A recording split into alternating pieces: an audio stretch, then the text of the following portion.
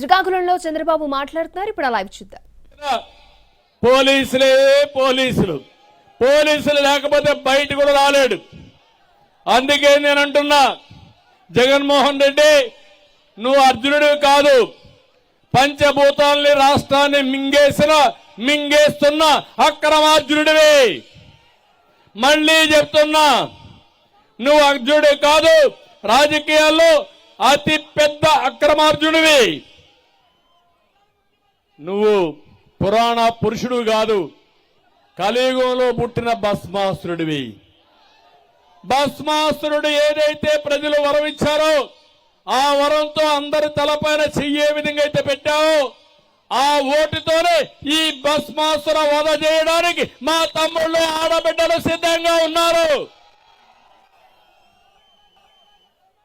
అందుకే నేను చెప్తున్నాను, 5 ఏళ్లు పరదాలు కట్టుకొని తిరిగారు.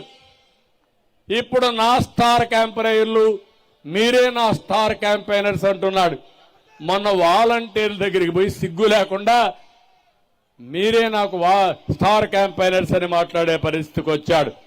నేను ఒకటే అడుగుతున్నా మిమ్మల్ని, ఈ బ్రహ్మ రాక్షసు నుండి రాష్ట్రాన్ని కాపాడడానికి ప్రతి ఒక్కరూ ఒక క్యాంపెయినర్ గా తయారు కావాలి. 5 కోట్ల మంది అందరం బాధితులమే.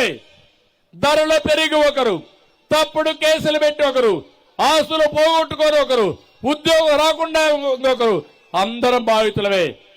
అందరం ఒకటి కావాలి. 40 రోజులు టీ కొట్టులో కూర్చున్నా, బస్సులో పోతున్నా, 10 మంది కలిసిన, మీ ఇంట్లో భోజనం చేసిన, మాట్లాడండి, చర్చ చేయండి.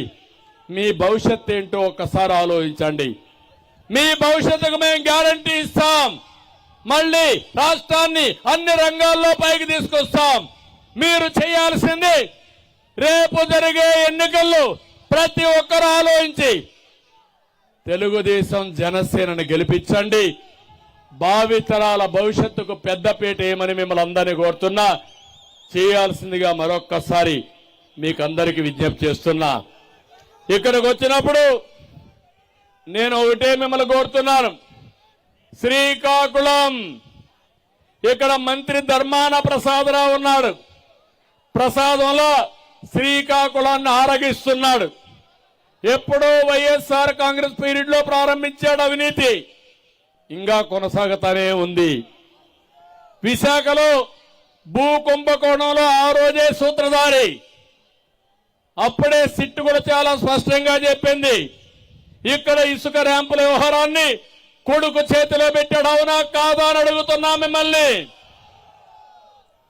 ఇంకో పక్కన అక్రమ సొమ్ముతో తాండాం సమీపంలో సావిత్రిపురంలో 67 ఎకరాలు భారీ లేఅవుట్లు వేశాడు. అందులో 23 ఎకరాలు ప్రభుత్వ భూమి. అవునా కాదా అని మిమ్మల్ని అడుగుతున్నా. ఈ భూమి ప్రభుత్వం తీసుకోవాలా లేదా అని అడుగుతున్నా.